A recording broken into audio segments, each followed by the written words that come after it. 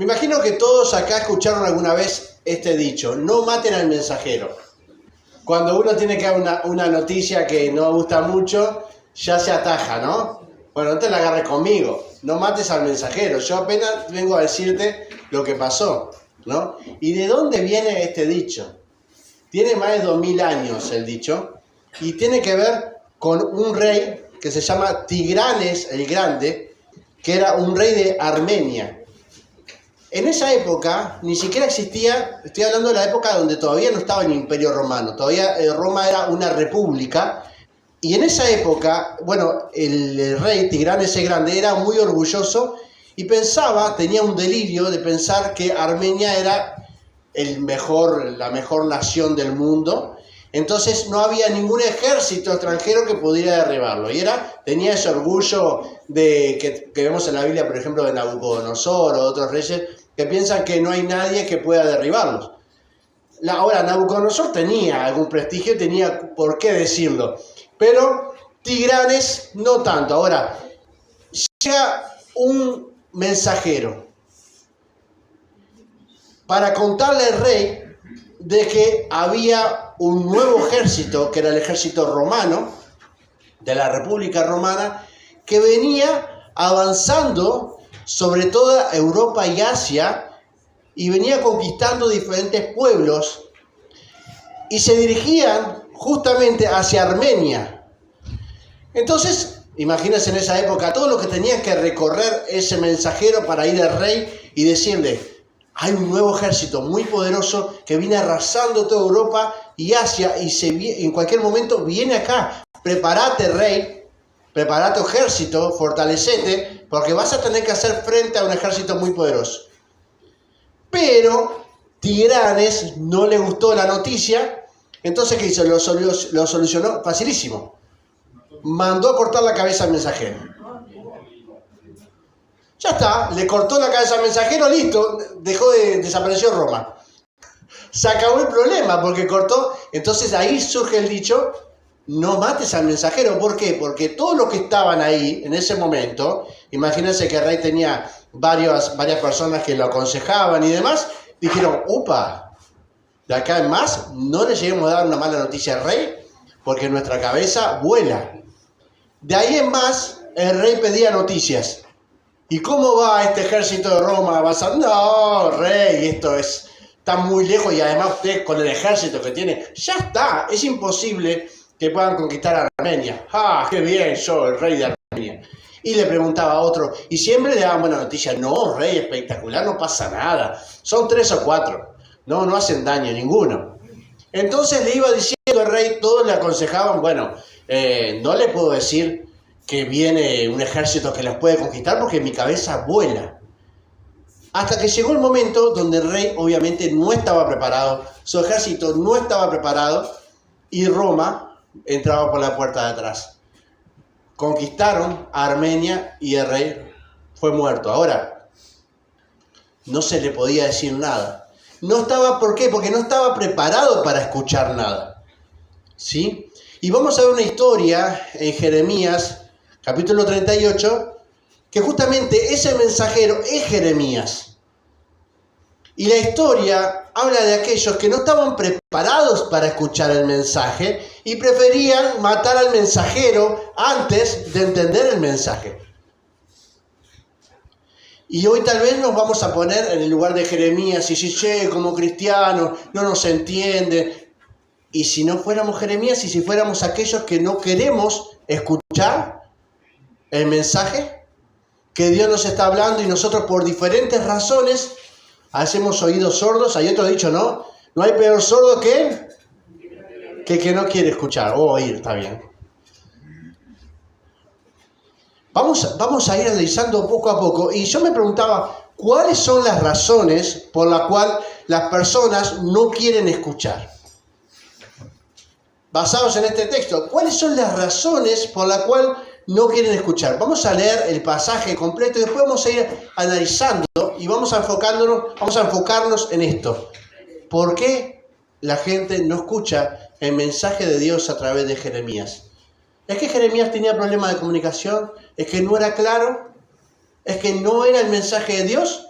o había algo en los oídos y en los corazones de las personas que evitaban que el mensaje llegara. Miren, el pasaje dice así: oyeron Cefatías, hijo de Matán, Gedalías, hijo de Pasur, Jucal, hijo de Selemías, y Pasur, hijo de Malquías, las palabras que Jeremías hablaba a todo el pueblo, diciendo. ¿Quiénes eran estas personas?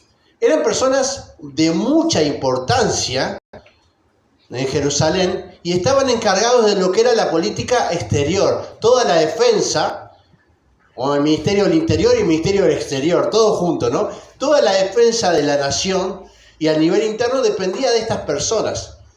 Es más, no hace tanto se encontraron entre las ruinas, por ahí por Jerusalén, a unos sellos justamente de estas personas que comprueban de que el relato de Jeremías, nosotros lo sabemos, pero comprueban de forma física, arqueológica, que estas personas existían y tenían esos cargos. Hay sellos de estas personas, de cada uno de ellos. Así que es un dato muy, muy interesante. Eran personas de mucha importancia, pero Jeremías venía hace rato dando un mensaje. Y el mensaje, miren, no era un mensaje muy agradable. Era un mensaje que el rey Tigrán, ese grande, seguramente no hubiera soportado y hubiera hecho que la cabeza de Jeremías volara. Pero ahora vamos a ver por qué la cabeza de Jeremías no vuela y buscan otra forma de hacerlo. No nos adelantemos. Ahora, ¿el mensaje cuál era? Vienen los babilonios, no luchen, entréguense y van a salvar sus vidas. Vos decís que vienen los babilonios, nosotros tenemos que decir, no, porque ustedes pecaron y Dios es el que está trayendo los babilonios. ¿Saben quién va delante de los babilonios? Como jefe, Dios mismo, por el pecado de ustedes. Cuando vemos el capítulo 38 de Jeremías, Babilonia está a la puerta, está a punto de llegar, ya está sitiando el lugar. No es que ellos lo ven ya lejano, en un momento lo veían lejano. Y habían esos falsos profetas que decían, no, Dios nos va a apoyar. Tenemos el templo en Jerusalén. ¿Cómo alguien puede venir a derribar el templo del Dios Todopoderoso? En esa época las batallas no eran solamente batallas entre reinos, entre naciones, eran batallas entre dioses. Cuando Israel luchaba contra Babilonia, luchaba Yahvé y luchaba contra Marduk. Y a ver quién ganaba, quién era el Dios más poderoso. Eso entendían todas las naciones. Ahora, Jeremías les está dando algo que le vuela la cabeza. Le dice, no es una lucha entre dioses. Ustedes tienen que entender la Shema. Dios uno es. Y Dios es Dios sobre todas las naciones. Dios es Dios de Israel. Obvio que sí. Él eligió al pueblo de Israel. Ahora, ¿Dios no es Dios de Babilonia?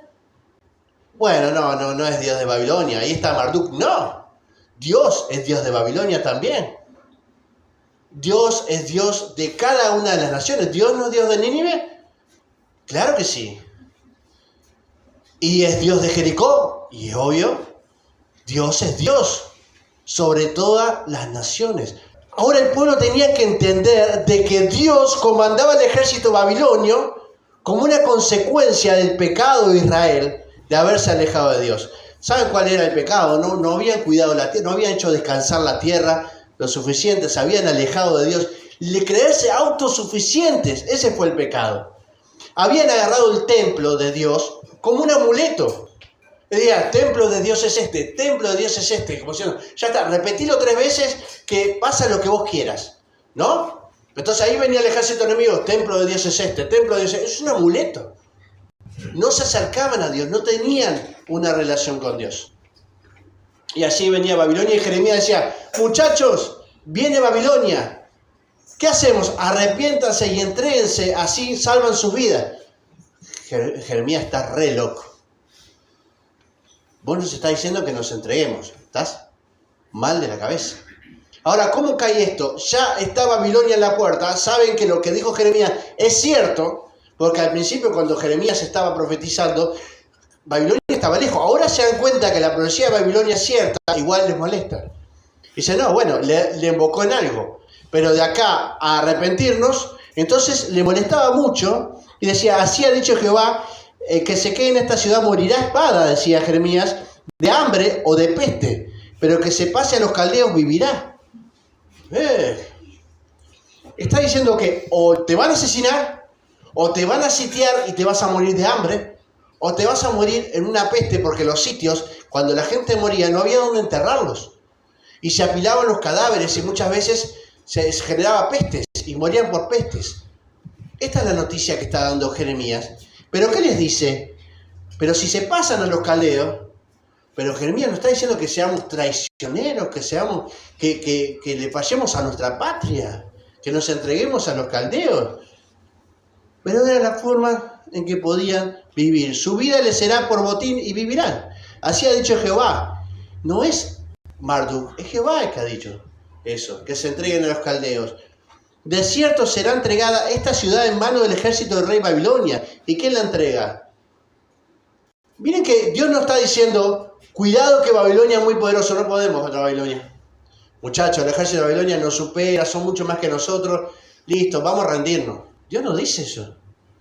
Dios dice que Él entrega a Israel a Babilonia, Él la entrega. No es un tema de tecnología, ¿eh? No hay quien sepa más que Dios. No hay quien tenga más poder que Dios. Dios entrega Israel a los babilonios. Y eso es lo que está diciendo Jeremías. Y dijeron los jefes del rey, muera ahora este hombre, Jeremías, ¿no? Porque de esta manera hace desmayar las manos de los hombres de guerra que han quedado en esta ciudad y las manos de todo el pueblo hablándoles tales palabras. Porque este hombre no busca la paz de este pueblo, sino el mal. Dijo el rey Sedequías, ¿no? Porque le estaban hablando del rey Sedequías, que saben que es el último rey, ¿no? Antes de la destrucción. Todavía en ese momento tenían los ojos en su lugar. Saben que después quitan sus ojos, matan a sus hijos y le quitan sus ojos. Ese es el final de este rey. Y él dice, él está en vuestras manos, pues el rey nada puede hacer contra vosotros. Entonces tomaron ellos a Jeremías y lo hicieron meter en la cisterna de Malquías, era uno de los superiores, hijo de Amelec, que estaba en el patio de la cárcel. Bajaron a Jeremías con sogas a las cisternas en la que no había agua, sino barro, y se hundió Jeremías en el barro. Oyó Ebed-Melech, un etíope, eunuco de la casa real, que había puesto a Jeremías en la cisterna, y estando sentado el rey a la puerta de Benjamín, Ebed-Melech salió de la casa del rey y habló al rey, diciendo, mi señor el rey, mal hicieron estos hombres en todo lo que ha hecho con el profeta Jeremías, al cual hicieron meter en la cisterna, porque así morirá de hambre, pues no hay más pan en la ciudad. Entonces mandó el rey al mismo etíope, Ebed-Melech, diciendo, toma contigo 30 hombres de aquí y ya sacar al profeta Jeremías de la cisterna antes que muera. Tomó pues Ebed-Melech consigo a los hombres y entró en la casa del rey, debajo de la tesorería. Tomó de allí trapos viejos, raídos y andrajosos, y con una soga los echó a Jeremías en la cisterna. Y dijo el etíope Ebed-Melech a Jeremías, ponte ahora esos trapos viejos, raídos y andrajosos bajo los sobacos, por debajo de las sogas. Y lo hizo así Jeremías. De este modo sacaron con sogas a Jeremías y lo subieron de la cisterna, y quedó Jeremías en el patio de la cárcel. Y nosotros podemos decir, bueno, se parece a la historia de José, ¿verdad? ¿Saben qué? Esto es mucho más cruel todavía. Jeremías ya era anciano. Se cree que más o menos tenía unos 65 años. Hoy podemos decir, bueno, 65 años no es tan veterano. En esa época es muy veterano. En esa época una persona de 65 años ya era considerada alguien de mucha edad. Lo que hicieron fue tirar a un anciano para que muriera en el barro, muerto de hambre y de frío. Eso es lo que hicieron estos grandes capitanes. Vamos a ver por qué no lo mataron. Dijeron, bueno, era más fácil matarlo, ¿verdad? Tratarlo de loco y encerrarlo y demás. Pero decidieron hacer esto. Dice, después del rey Sedequías mandó traer al profeta Jeremías a su presencia en la tercera entrada de la casa de Jehová. Y dijo el rey a Jeremías, te haré una pregunta, no me ocultes ninguna cosa. Jeremías dijo a Sedequías, si te lo declaro, ¿no es cierto que me matarás? Y si te doy consejo, ¿no me escucharás? Juró el rey Sedequías en secreto a Jeremías diciendo, vive Jehová, que nos hizo esta alma, que no te mataré ni te entregaré en manos de estos hombres que buscan tu vida. Entonces dijo Jeremías a Sedequías, así ha dicho Jehová, Dios de los ejércitos, Dios de Israel, si te entregas enseguida a los jefes del rey de Babilonia, tu alma vivirá y esta ciudad no será incendiada. No es que no será entregada, no será incendiada. Le da hasta detalle de lo que va a pasar después, ¿no? Vivirás tú y tu casa, pero si no te entregas a los jefes del rey de Babilonia, esta ciudad será entregada en manos de los caldeos. Ellos la incendiarán y tú no escaparás de sus manos. Y dijo el rey Sedequías a Jeremías: tengo temor de que los judíos que se han pasado a los caldeos me entreguen en sus manos y hagan burla de mí. Dijo Jeremías: no te entregarán. Oye ahora la voz de Jehová, que yo te hablo, y te irá bien y vivirás. Pero si no quieres entregarte, esta es la palabra que me ha mostrado Jehová: todas las mujeres que han quedado en casa del rey de Judá serán entregadas a los jefes del rey de Babilonia. Y ellas mismas dirán: te han engañado y han prevalecido contra ti. Tus amigos hundieron en el barro tus pies, se volvieron atrás. Entregarán pues todas tus mujeres y tus hijos a los caldeos, y tú no escaparás de sus manos, sino que serás entregado al poder del rey de Babilonia, el cual prenderá fuego a esta ciudad. Dijo Sedequías a Jeremías: nadie sepa estas palabras y no morirás. Y si los jefes oyen que yo he hablado contigo y vienen a ti a decirte: decláranos ahora que hablaste con el rey, no nos los ocultes y no te mataremos. Y dinos también qué te dijo el rey. Le dirás: supliqué al rey que no me hiciera volver a casa de Jonatán para que no muriera allí. Saben que esto se refiere a que él ya estuvo preso en casa de Jonatán, entonces le está diciendo que no lo vuelva a encerrar en ese lugar, ¿no? Es una excusa que está buscando por si le preguntan. Vinieron luego, en efecto, todos los jefes a Jeremías y lo interrogaron. Él le respondió conforme a todo lo que el rey le había mandado. Con esto se alejaron de él porque el asunto había sido oído, y quedó Jeremías en el patio de la cárcel hasta el día que fue tomada Jerusalén. Allí estaba cuando Jerusalén fue tomada. Es una historia triste, ¿no? Una y otra vez dando un discurso, el mensajero, y la gente dice: bueno, callen al mensajero, como si eso fuera a borrar el mensaje. ¿Cuáles son las razones por qué las personas no escuchan? ¿Cuáles son las razones de por qué muchas veces nosotros no escuchamos el mensaje de Dios? ¿Cuál es el problema de nuestra sordera al mensaje de Dios? Tal vez sean de las predicaciones, o tal vez un hermano que viene a hablarnos, o tal vez la misma palabra de Dios que nos confronta. Muchas veces cerramos nuestros oídos. Una es el tribalismo epistemológico. Y uno dice: ¿qué es esto, che? ¿Con qué se come eso? Bueno, el tribalismo epistemológico. ¿La epistemología qué es? Es una ciencia que estudia por qué sabés lo que sabés. ¿Cuál es el método para conocer lo que conocés? Y lo que sabés, cómo lograste saber lo que sabés. Y tribalismo tiene que ver con la tribu, ¿no? A dónde pertenecemos, a la comunidad en que pertenecemos. ¿A qué se refiere esto? Que muchas veces estamos en comunidades que nos dicen cuál es la verdad, para que nosotros no tengamos que razonarla. Entonces ya nos dicen cuáles son las diferentes verdades. Y nosotros simplemente tenemos que repetir la verdad que nos dice nuestra tribu. ¿Por qué? Porque pertenecemos a una comunidad. Esto pasa mucho en las iglesias. Y en las iglesias evangélicas sobre todo, porque se ha ido por tantas ramas la iglesia evangélica, que ahí tenemos, ya no somos más cristianos, ahora somos nazarenos, somos bautistas, somos pentecostales, no sé dónde quedaron los cristianos. Si cada uno tiene su tribu, y cada uno repite las verdades de su tribu. Entonces uno dice: bueno, vamos a discutir algo teológicamente. Dice: la doctrina de mi iglesia dice... Y repiten lo que la doctrina de la iglesia dice, pero la doctrina no es de la iglesia, la doctrina de los apóstoles, o yo estoy equivocado.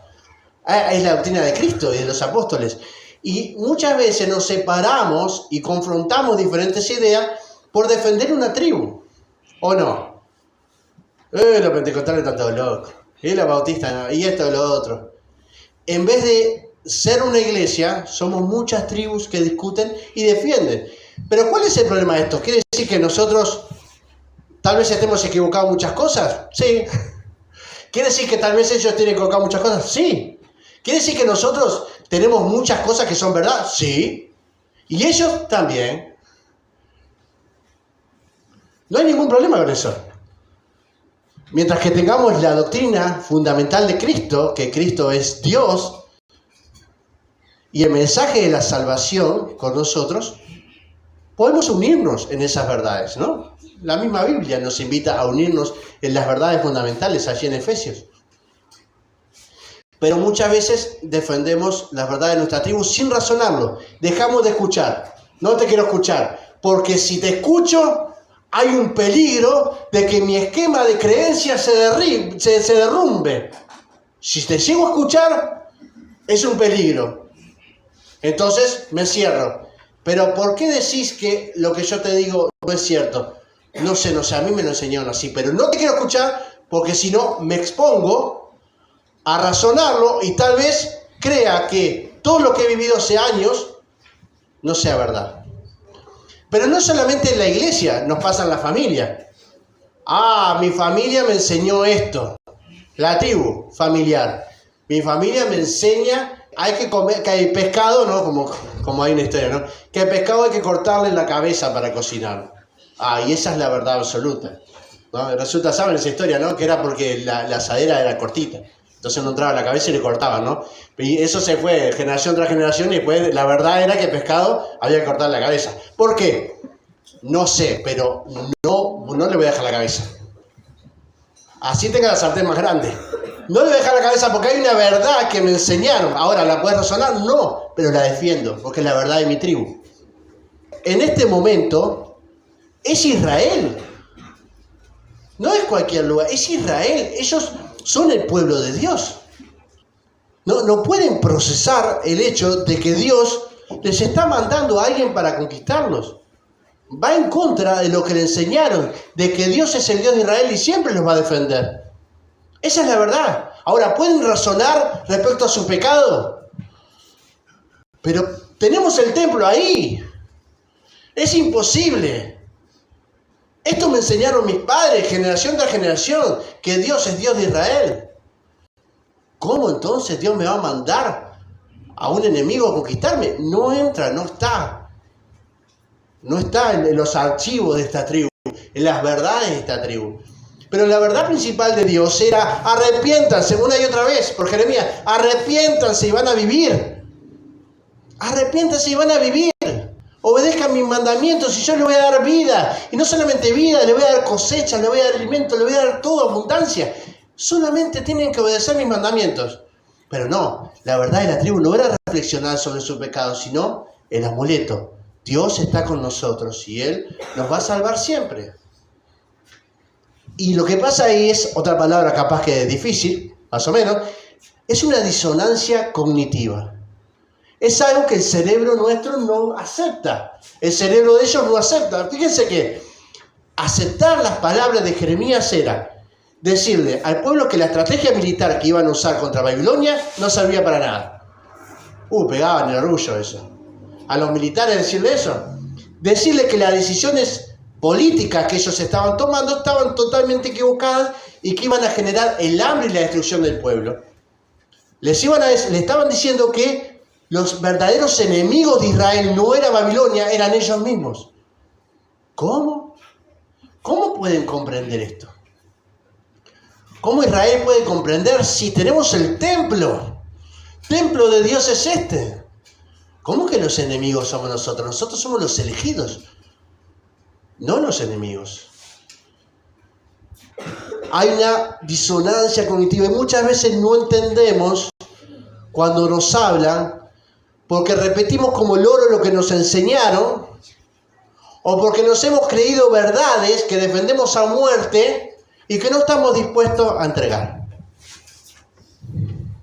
No estamos dispuestos a decir que hemos vivido tal vez una mentira durante muchísimos años.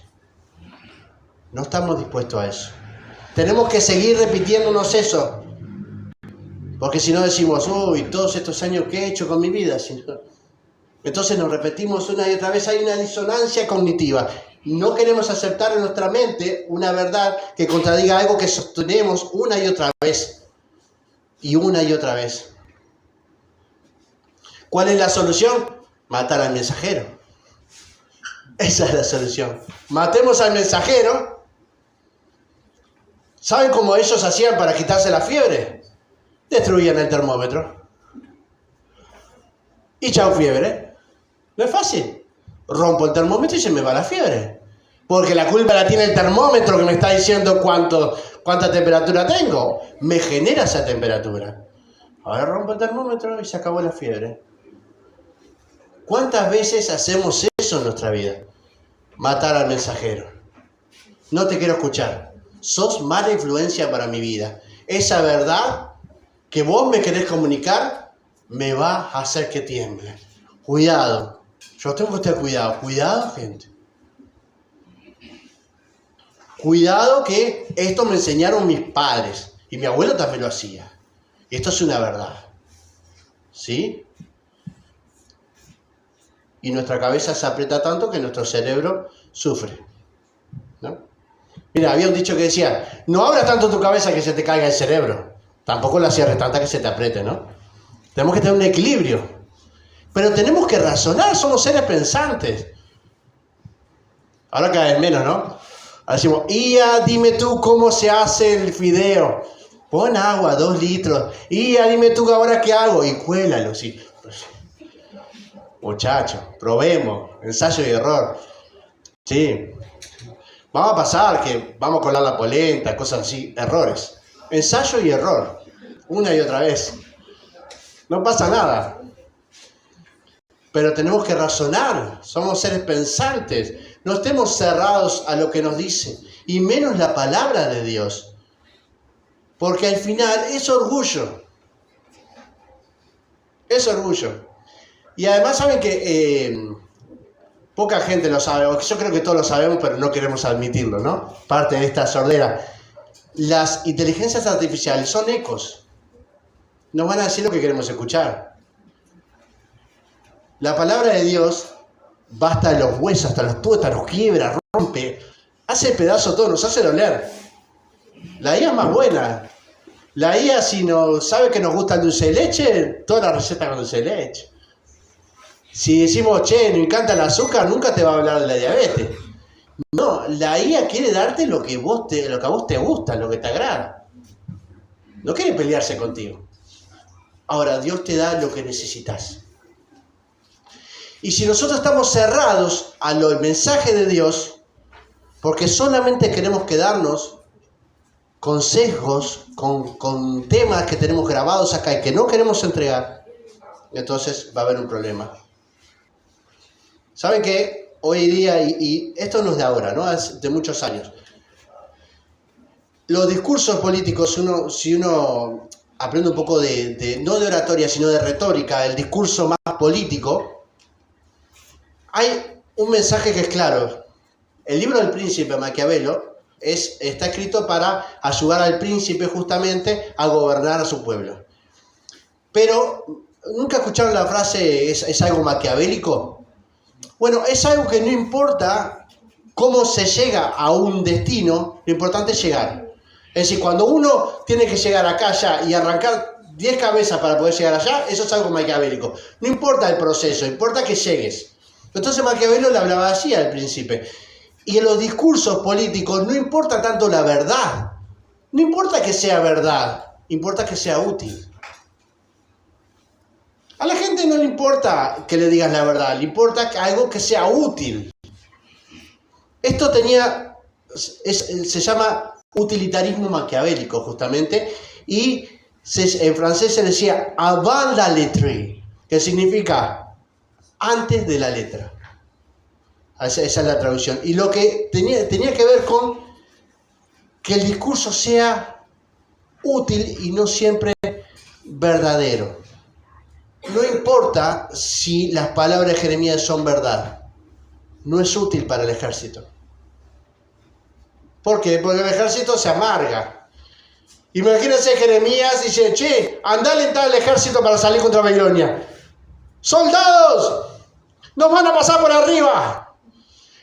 Si se entregan ahora, vamos a vivir.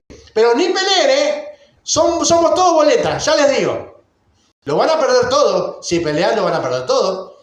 70 años el que se salva. 70 años en Babilonia. ¿El que se salva? No, ¿verdad? No es útil para el ejército. ¿Ahora qué? Es verdad. Es verdad. ¿Por qué cerramos nuestros oídos? Porque muchas veces no nos es útil a nosotros. No nos conviene escuchar la verdad. Porque si escucho la verdad tengo que hacer un sacrificio. y no estoy dispuesto a hacer un sacrificio. Si escucho la verdad, tengo que meterle más horas a algo. Tal vez si escucho la verdad, tengo que prestar más atención a mis hijos y eso me lleva tiempo y me lleva a dejar algunas cosas.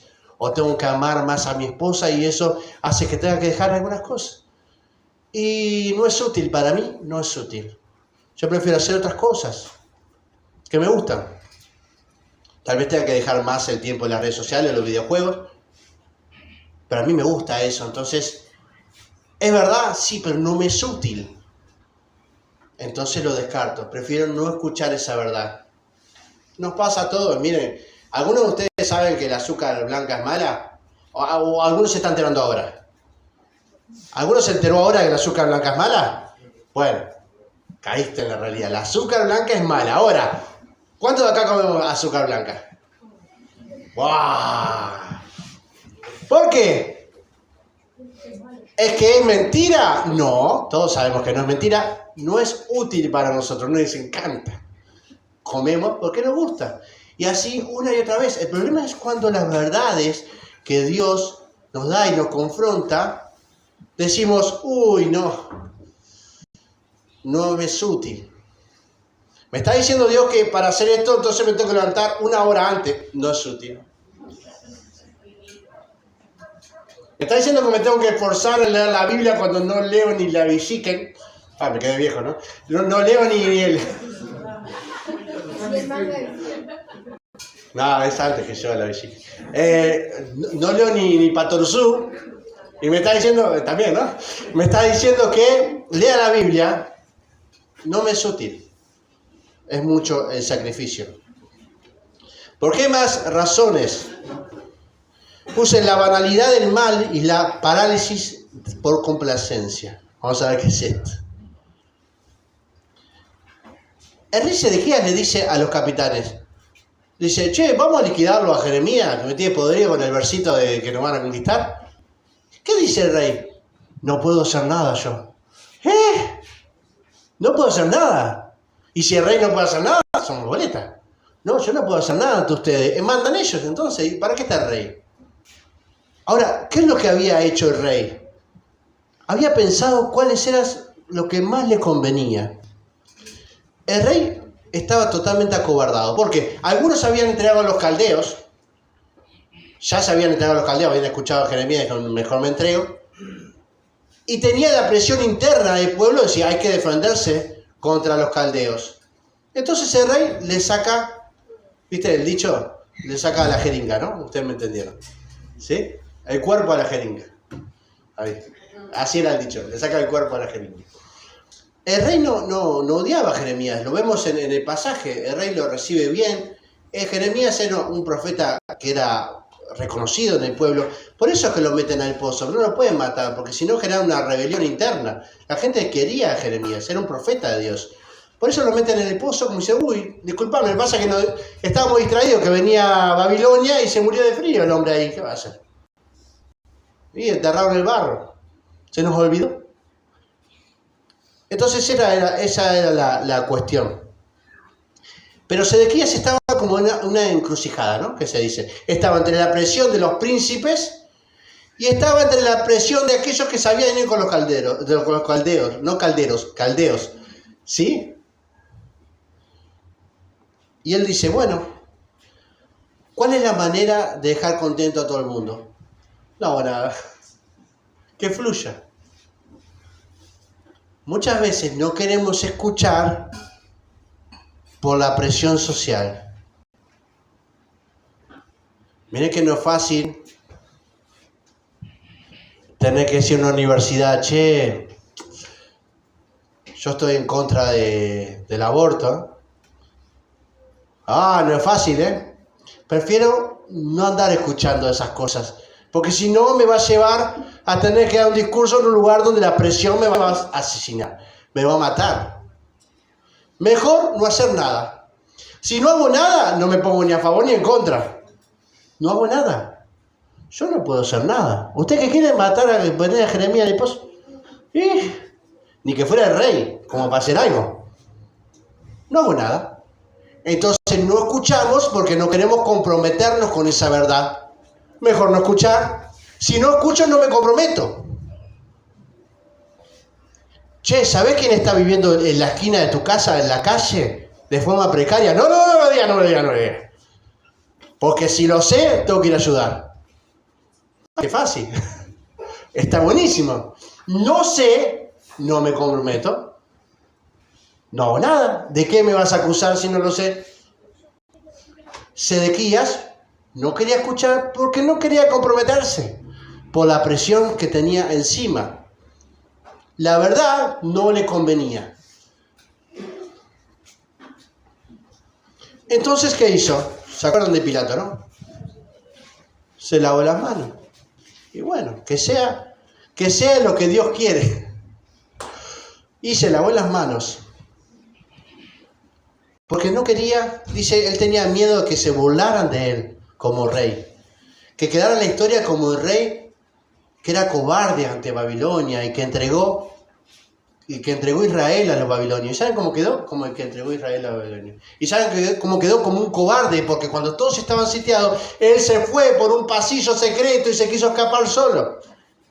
Y lo agarraron, mataron a sus hijos y después le quitaron los ojos para que fuera lo último que viera. Terminó como no quería terminar. ¿Por qué? Porque no escuchó la verdad en ese momento, no le convenía. Tenía miedo de ser aislado. Dice, tengo temor de los judíos que se han pasado a los caldeos. No sea que me entreguen en sus manos y se escarnezcan de mí, se burlan de mí. Eso dice en el versículo 19. También hay una ceguera o hay una sordera que tiene que ver con la ideología. Y tiene que ver con no perder nuestra moral frente a los demás, pero con la libertad de hacer lo que yo quiera. Y lo explico. Si yo digo asesinato en el vientre de una madre, eso no es moral. Eso no es moral. Si yo digo, vamos a mate a sus hijos dentro del vientre, eso no es moral. Es asesinato, una cantidad de cosas, no es moral. Ahora, si yo digo interrupción del embarazo, digo lo mismo, pero no afecta la moralidad. ¿Suena mejor? Suena lo mismo. ¿Y qué es lo mismo? Si yo digo asesinemos al veterano que está enchufado, que ya se le acabó la vida, queda feo, no es moral. Ahora, si yo digo eutanasia para que deje de sufrir, es lo mismo, porque nadie le pregunta muchas veces a la persona, aunque le preguntaran, pero no me afecta moralmente. Estoy libre de que me digas sos un inmoral. ¿Por qué? Porque la ley mismo me avala. Están las reglas, están las leyes. Está todo legitimado. ¿Cómo voy a ser inmoral si está todo legitimado? ¿No? Y muchas veces lo acomodamos. Y miren que los cristianos somos expertos, porque ahora estamos viendo el otro lado, pero qué expertos que somos en usar palabras súper evangelásticas para hacer lo que querramos, ¿no? Con el Dios te bendiga, hacemos cualquier cosa. Entonces tenemos el derecho a odiar si es macumbero. Que se pudra ese macumbero, diabólico, satánico. No, pero Dios nos manda a amar a todas las personas. No. Porque ese es satánico y macumbero. ¿No? ¿Alguna vez escucharon esa que dice el macumbero ese y la macumbera esa? O tenemos derecho a hacer cualquier cosa. Manipular a la gente, traigan sus ofrendas al alfolí. Nadie sabe ni lo que es el alfolí, pero suena lindo. Entonces traigan, y un hermano, si da 10, recibirá 100. Si da 100, recibirá 1000. Tenga fe. Pastor, no recibí nada. Falta de fe. Hermano, traiga más. ¿Y eso qué es? Robo. Pero si hicimos robo es inmoral. Tenemos que decir falta de fe. Ahora, muchas veces estamos sordos porque nos convencemos a nosotros mismos y no usamos las palabras que debemos usar para engañarnos y creer que seguimos siendo morales, que seguimos siendo una moralidad perfecta.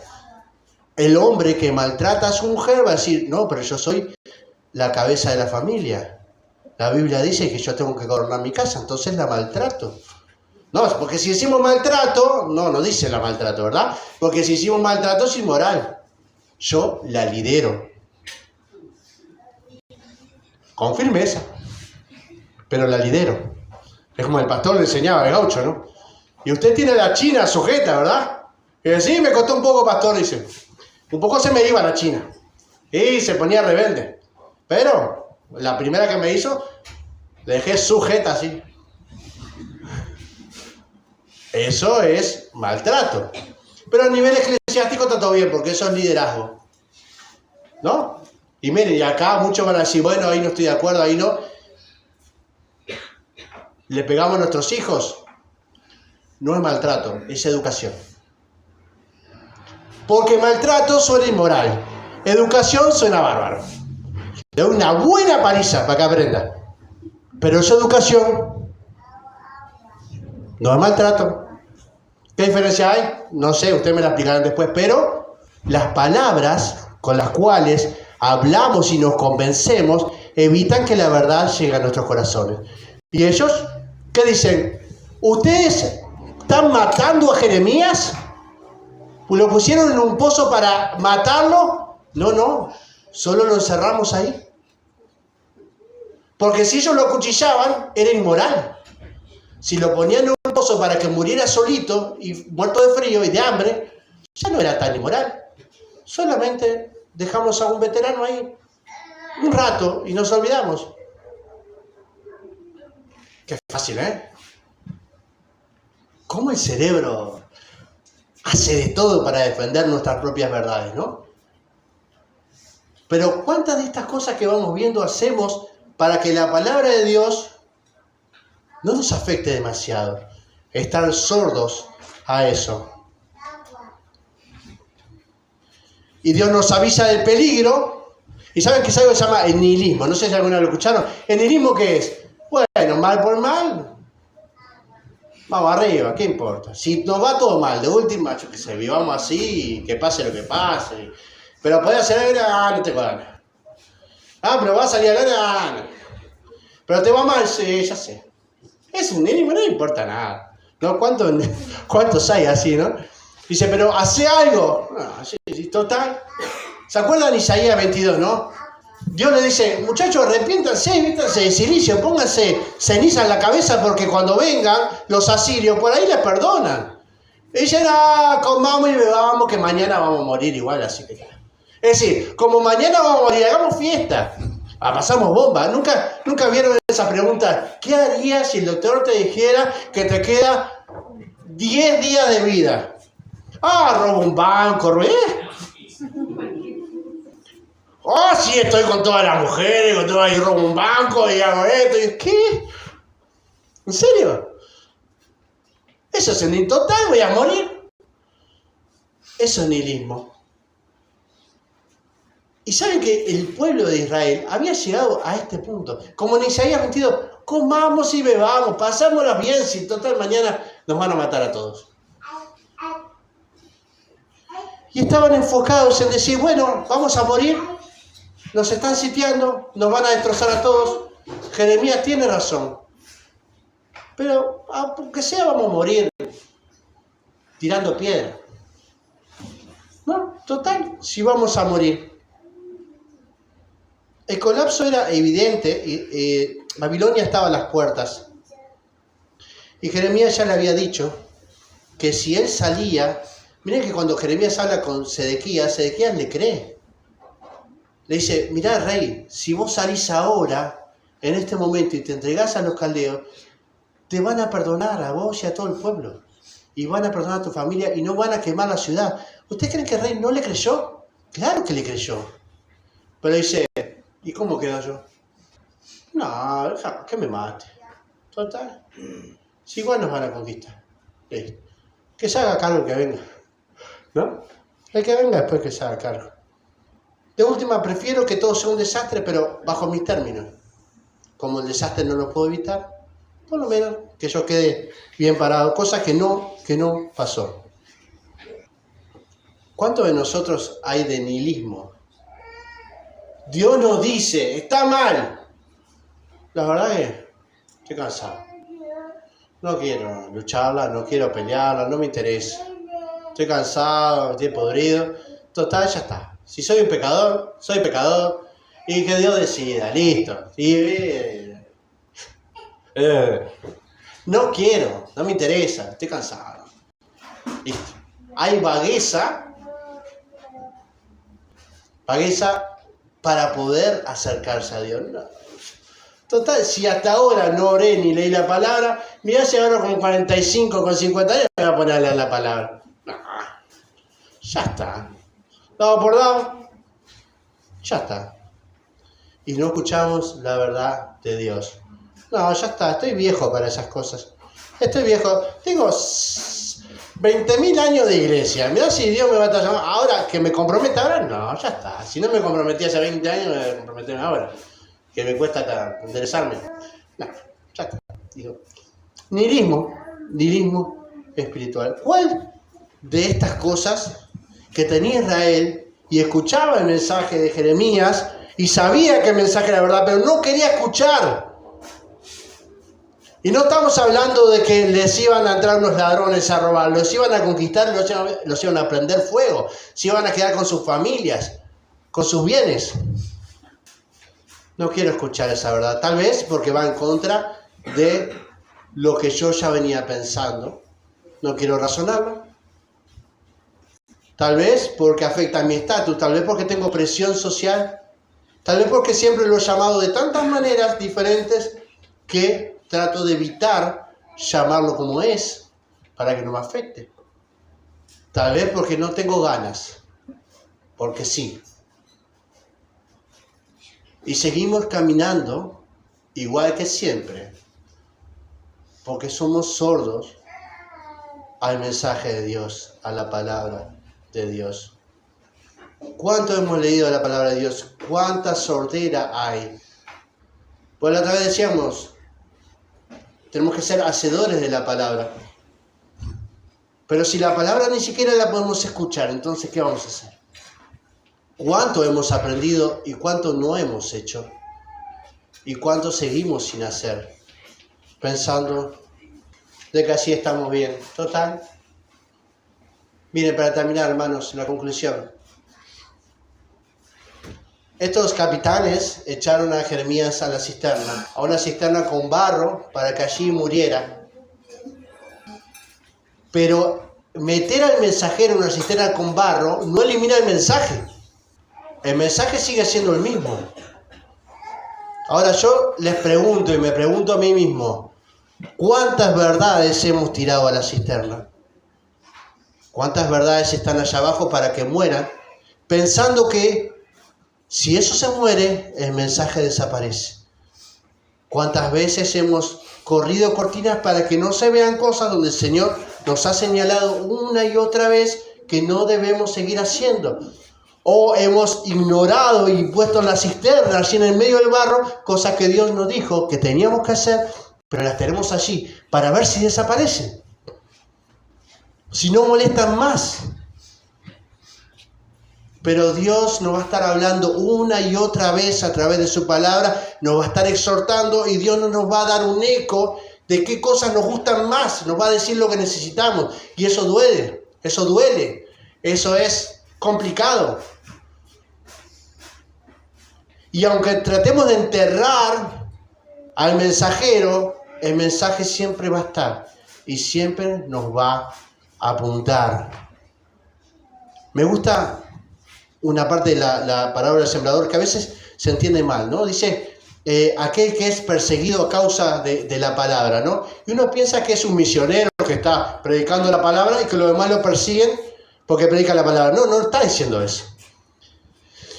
La persona huye de la misma palabra de Dios. Es perseguido por las verdades de la palabra de Dios, porque lo está confrontando.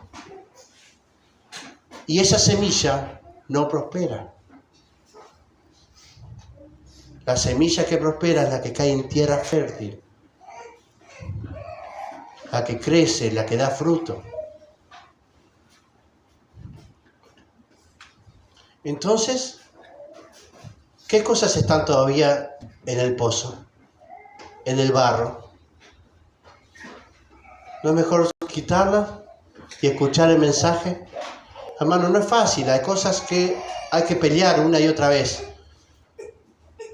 Pero es mejor pelear una y otra vez por la santidad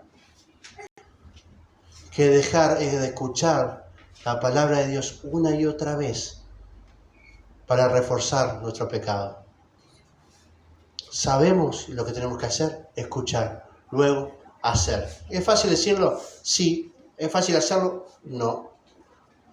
Pero ese es el verdadero soldado, no el que ignora la verdad de Dios, sino que aquel que es capaz de humillarse si tiene que hacerlo y entregarse a los caldeos con tal de servir a Dios. Oramos. Gracias, Señor, por tu palabra y gracias por el desafío.